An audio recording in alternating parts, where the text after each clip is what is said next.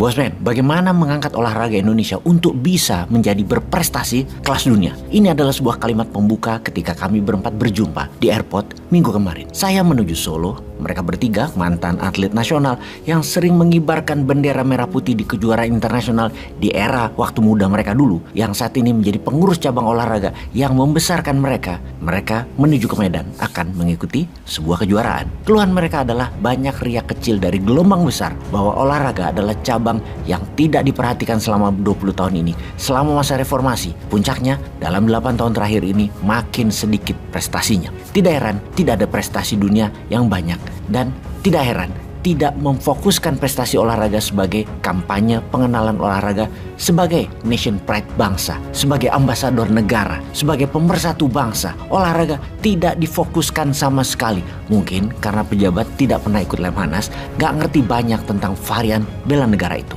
yang salah satunya adalah olahraga. Bayangkan, pengurus itu sampai harus mengeluarkan uang dari kantong mereka sendiri demi cabang olahraganya tetap berjalan. Sungguh, seberapa sih uang mantan atlet itu? Berat mereka lakukan hal ini. Mereka melakukan hanya karena cinta dunia sport yang melahirkan jiwa sportivitas, fairness, dan fair play. Olahraga itu meningkatkan endorfin, menciptakan kemampuan teamwork, komunikasi, dan pastinya bikin sehat. Jadi bagaimana supaya dananya cukup dan sering-sering ada kompetisi lokal yang bisa menjadi prestasi dunia dengan tujuan mengibarkan bendera merah putih di setiap laga di dunia? Maka Bosman pun bertanya, anggaran negara ada apa enggak? Dijawab oleh mantan atlet judo yang penuh dengan prestasi. Mas, bayangkan hanya 16 cabang olahraga yang saat ini mendapatkan dana negara, itu pun tidak cukup karena lebih banyak untuk administratif, bukan untuk sarana kegiatan pelatihan. Jadi bagaimana bisa mengirim atletnya kompetisi di luar negeri?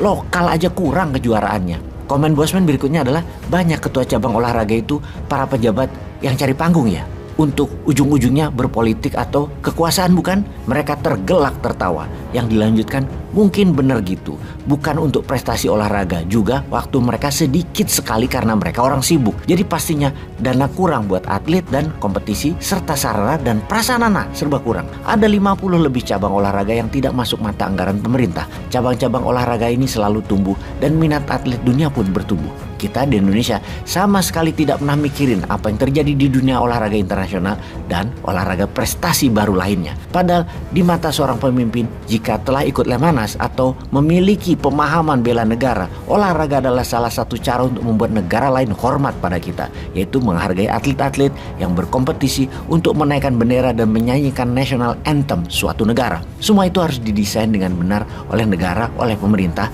dirancang, dibuat roadmap-nya mulai dari bibit muda di bawah 10 tahun, terus dibina hingga usia kompetisi dan berprestasi. Kalau dalam sejarah kita mencontoh banyak negara, misalnya saja Hitler ketika Nazi berkuasa melakukan kampanye Jerman melalui olahraga. Kemudian Jepang ketika kalah Perang Dunia Kedua. Puncaknya prestasi dunia Jepang di tahun 1964 adalah di Olimpiade Tokyo. Hanya 19 tahun setelah Perang Dunia Kedua berakhir, Jepang menjadi kuat ekonominya yang membuktikan dengan olahraga dan menyelenggarakan Olimpiade. Lalu Olimpiade Beijing 2008 adalah sebuah momen yang tidak bisa dilupakan oleh dunia. Dunia terbelalak oleh kemajuan Tiongkok yang dipamerkan dengan acara dunia dan prestasi dunia di Olimpiade. Indonesia pernah denger nggak punya rencana besar, misalnya sepak bola akan masuk Piala Dunia 2026 misalnya? Kalau niatnya begitu, dibuat program jangka panjang sejak 10 tahun yang lalu seharusnya. Demikian cerita panjang dari mantan atlet pingpong nasional peraih banyak medali emas internasional.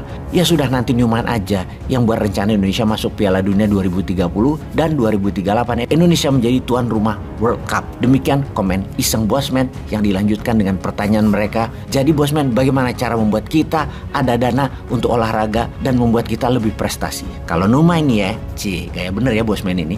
Urusan kompetisi dan pengembangan atlet kalian lebih jago. Kalau dana, boleh nggak kita pakai toto atau lotre? Kalian alergi nggak dengan cara itu? Begini saya jelaskan. Spot loteri ini adalah memberi hadiah kepada mereka yang menyumbang. Contoh, harga satu tiket loteri adalah Rp1.000. Maka setiap pembelian Rp1.000 mereka mendapatkan kupon yang bisa digosok. Nanti keluar informasi, ada kata terima kasih, artinya kalian menjadi bagian dari penyumbang olahraga nasional. Lalu ada yang dapat hadiah langsung tunai Rp100.000, maka akan diberikan tunai Rp100.000 kepada Anda. Ada Rp50.000, Rp100.000, Rp200.000, Rp500.000 yang semua dibayar di tempat ketika mendapatkan angka yang keluar dari kertas lotre tersebut. Kemudian ada hadiah hadiah yang paling diincar semua orang adalah dipanggil di Big Wheel. Kalau sudah ke sana, bisa bawa pulang uang hingga 100 juta rupiah. Pemutaran Big Wheel ini 3 bulan sekali. Live nasional didapat untuk 1.000 orang calon pemain Big Wheel. Bagaimana menjalankannya? Di mana menjual lotre ini? Gunakan jaringan toko retail Indo dan Alfa misalnya. Kalau seseorang belanja 18.000 rupiah, tawarkan kembaliannya yang 2.000, mau dibeli 2 tiket lotre nggak? Kalau iya, belikan 2 lembar lotre, siapa tahu mereka beruntung mendapatkan hadiah tunai langsung atau masuk ke Big Wheel.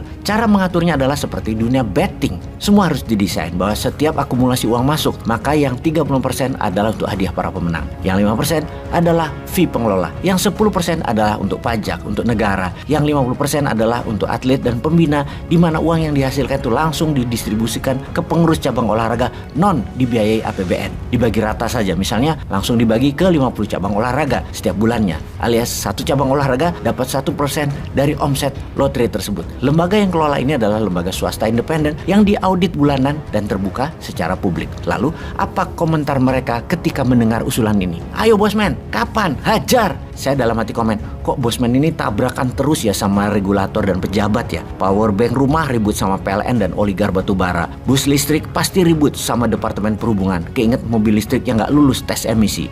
Ini lagi, lotre untuk olahraga. Apa dikasih izinnya? Bosman ini nggak boleh berprestasi kali ya? Atau memang disuruh nggonggongin pejabat yang lupa rakyat? Wes, nasib. Semangat aja pokoknya.